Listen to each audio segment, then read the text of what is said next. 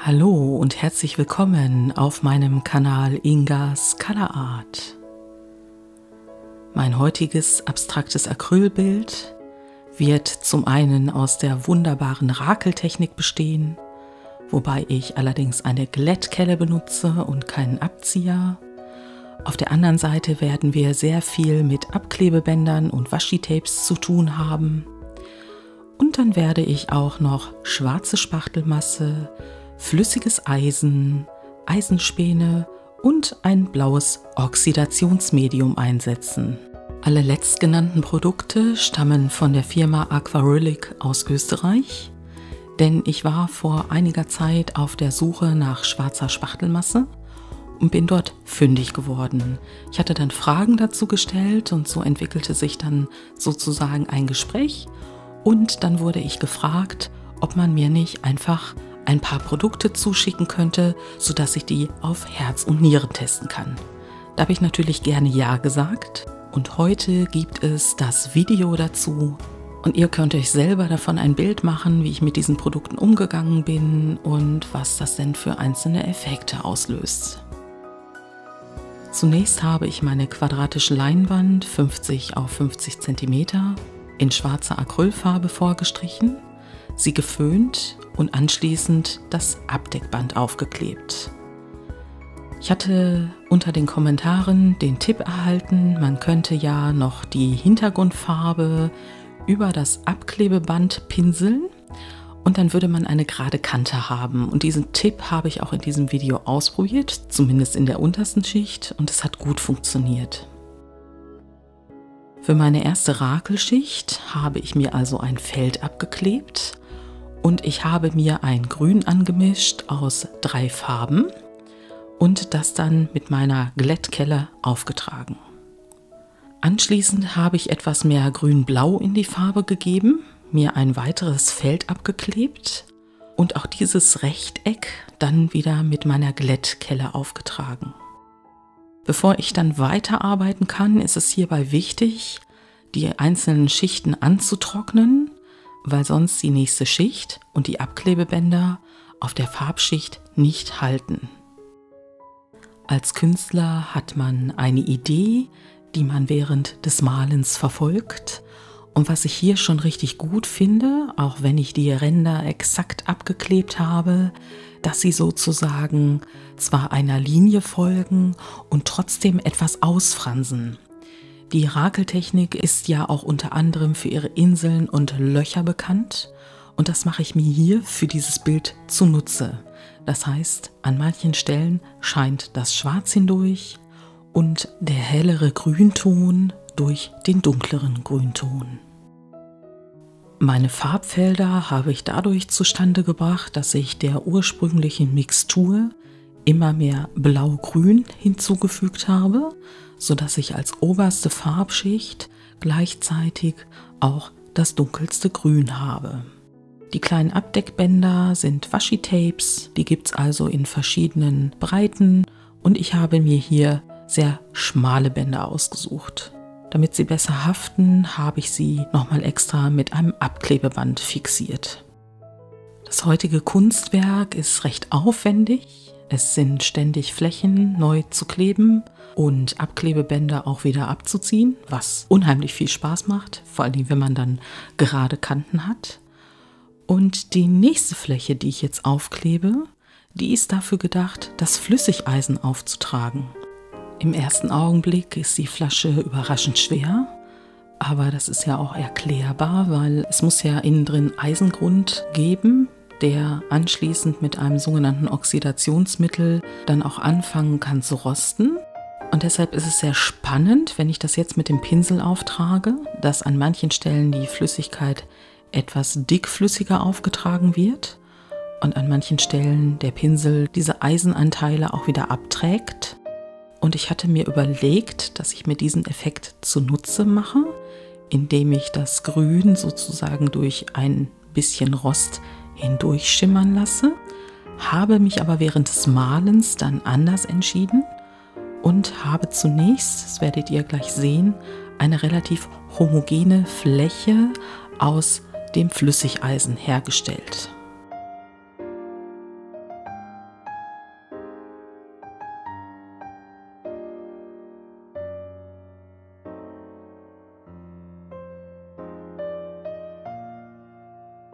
An diesem Punkt war weniger das Flüssigeisen kritisch als das Washi-Tape. Das hat sich als nicht ganz so klebefreudig erwiesen und deshalb bin ich damit sehr vorsichtig umgegangen, weil ich nicht wollte, dass das Flüssigeisen unter das Washi-Tape läuft, denn ich wollte dort die Wiederholung der 3 Linien, die ich schon auf dem Farbfeld hatte, beibehalten. Ich habe mich ja für einen gleichmäßigen Farbauftrag des Flüssigeisens entschieden, um jetzt mit den Resten von der dunkelgrünen Farbfläche nochmal darüber zu gehen. Ich trockne das auch richtig an, damit das Flüssigeisen und die Farbe eine Verbindung miteinander eingehen.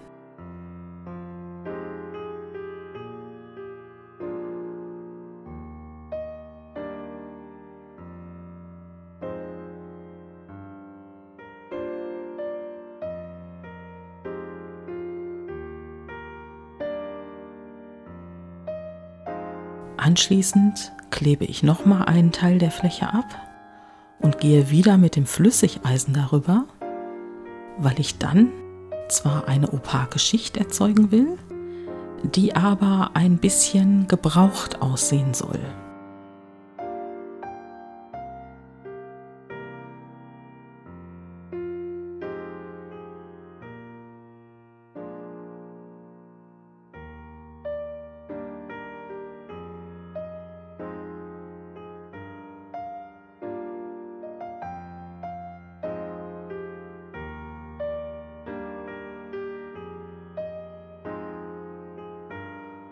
Dann habe ich mir das Verpackungsmaterial der Leinwand genommen, es zusammengeknüllt und versuche damit eine Textur in das Flüssigeisen zu bringen, bin aber tatsächlich mit dem Ergebnis nicht wirklich zufrieden und hole mir dann einen Holzstab, wo ich dann die Spitze dazu benutze, in das Flüssigeisen ein paar Macken zu ritzen, weil ich es mir richtig gut vorstellen kann, wenn das hinterher gerostet ist, was das für einen Effekt auf der Leinwand haben wird.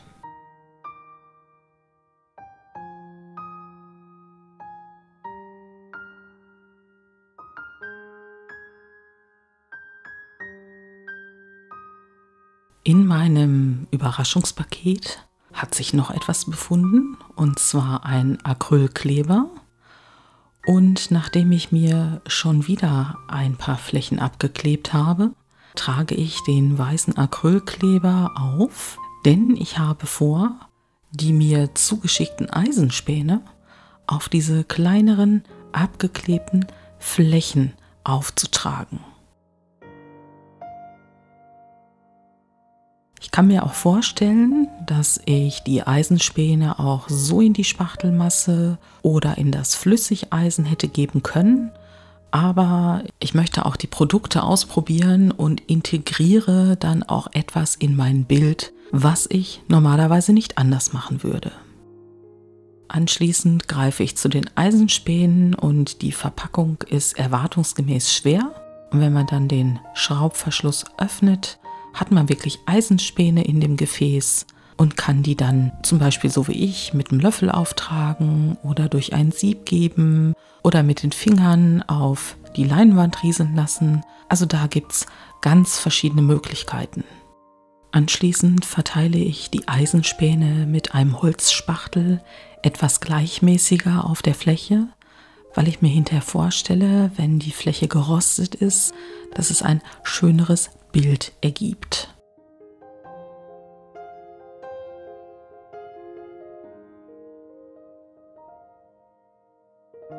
Jetzt nehme ich die obersten Abdeckbänder ab, lasse aber grundsätzlich das Rechteck, in dem das ganze Flüssigeisen und die Eisenspäne sind, so bestehen und klebe nochmal einen Rand aus Abklebeband drumherum. Denn ich werde jetzt mit dem Oxidationsmittel arbeiten, aber ich bin untröstlich. Also ich habe es tatsächlich geschafft, weil ich nämlich das Oxidationsmittel in eine Sprühflasche umgefüllt habe, anschließend sofort zu Werk zu gehen, anstatt die Kameras wieder einzuschalten. Das heißt also, zwischen dem Auflegen der beiden weißen Papiere und dem Abziehen dieser Abklebebänder haben wir jetzt sozusagen verpasst, wie ich das Oxidationsmittel auf die Rostfläche aufbringe. Ihr könnt sehen, dass dieser Bereich noch feucht ist und den lasse ich auch so trocknen, wie er jetzt ist. Aber wir werden gleich noch mehrere Stellen sehen, bei denen ich das Oxidationsmittel aus meiner Sprühflasche verwende. Deswegen hoffe ich, ist es nicht ganz so tragisch, dass dieser Part nicht aufgezeichnet wurde. Dieser jetzt großflächig abgeklebte Bereich wird jetzt zunächst einmal von mir wieder mit dem Flüssigeisen und einem kleinen Mahlmesser aufgetragen, denn ich hatte ursprünglich vor, diesen in mehreren Schichten aufzutragen. Letzten Endes sind es auch Schichten geworden, aber die ganze Fläche wurde dann anders, nachdem ich dann überlegt hatte, mit der schwarzen Spachtelmasse großflächiger hier zu arbeiten. Hier kann man jetzt sehen, wie ich mit der Sprühflasche das Oxidationsmittel auf das Flüssigeisen aufbringe und anschließend auch nochmal Eisenspäne hineinstreue in diesen Bereich. Aber die schwarze Spachtelmasse, die ich anschließend auftrage, die reißt nicht so, wie ich mir das vorgestellt habe. Also sie sollte reißen und ich wollte durch die Risse sozusagen auf die untere Schicht durchgucken. Das hat sie nicht getan. Es könnte daran liegen, dass meine Temperatur im Atelier relativ gleichmäßig gemäßigt ist und dass man, wenn man einen heißen Föhn benutzen würde, vermutungsweise andere Ergebnisse im Aussehen der Spachtelmasse erzielt. Also ich will euch noch nicht zu viel verraten, aber mir wäre eine rauere und körnigere Oberfläche an dieser Stelle lieber gewesen. Nichtsdestotrotz bin ich im Grunde genommen mit dem Ergebnis dieser Fläche aber auch sehr zufrieden, weil ich jetzt weiß, wie sie sich bei den Temperaturen, zumindest in meinem Atelier, verhält.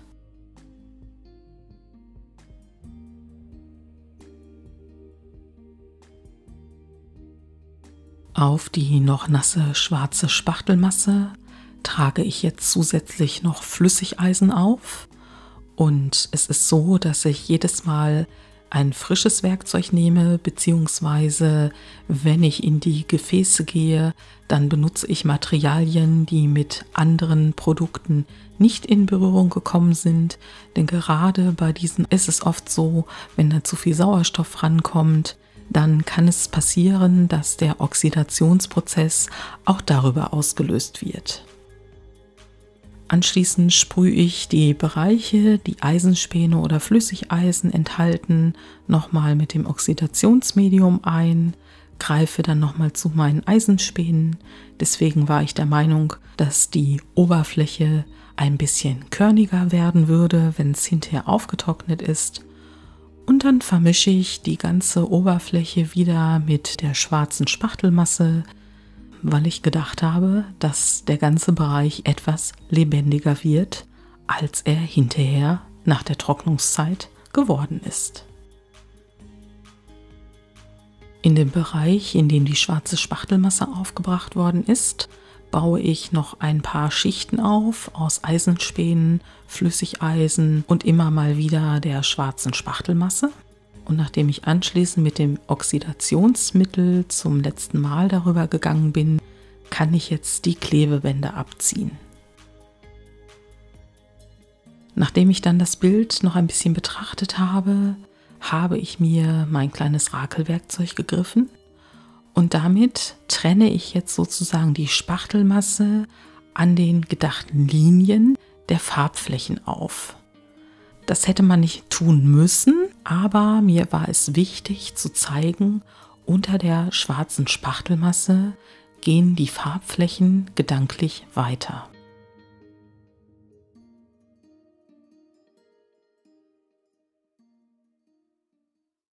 Jetzt, wo wir mit der Kamerafahrt über das noch nasse Bild gehen, denke ich mir, dass das komplett unspektakulär aussieht.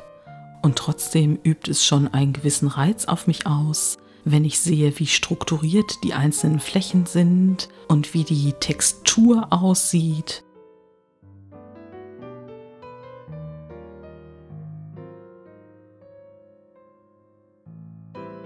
Hier könnt ihr noch einmal die Spachtelmasse im nassen Zustand sehen. Und so wie sie aussieht, war ich halt der Meinung, dass sie auch so lebendig auftrocknen wird.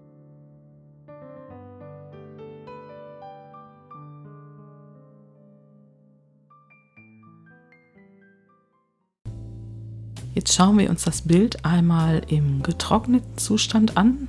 Ich finde, dieser Rosteffekt, der ist enorm hervorgetreten. Eventuell ist es vielleicht ein bisschen zu orange für mich. Es hätte dunkler gerostet sein können. Vielleicht muss ich noch eine kleine Probenreihe machen, wie ich mit der Dosierung des Oxidationsmittels umzugehen habe, um die gewünschte Färbung des Rostes zu erhalten. Ansonsten bin ich aber sehr zufrieden.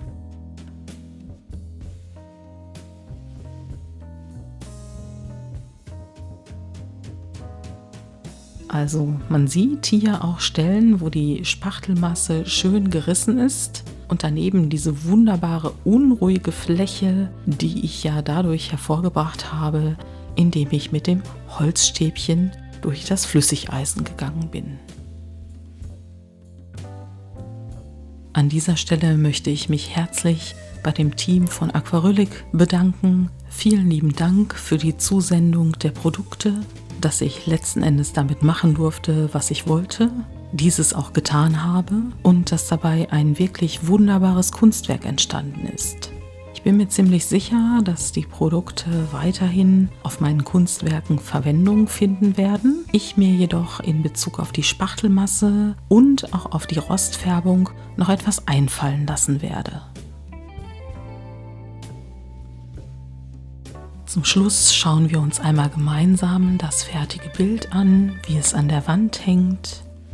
Ich mag die Komposition der farbigen Flächen zu den rostigen Flächen. Die Farbflächen sind dabei sehr viel ruhiger und durch ihre Farbgebung treten sie in den Hintergrund zurück. Die Rostflächen treten hervor, sie leuchten geradezu und bilden einen wunderbaren Kontrast zu den verschiedenen Grün-Blau-Tönen. Einen weiteren Kontrast bildet die schwarze Spachtelmasse zu den Acrylfarben. Die Spachtelmasse ist relativ matt aufgetrocknet, wohingegen die Acrylfarben von Amsterdam Acrylics eher glänzend auftrocknen. Und auch das finde ich in diesem Zusammenhang sehr reizvoll.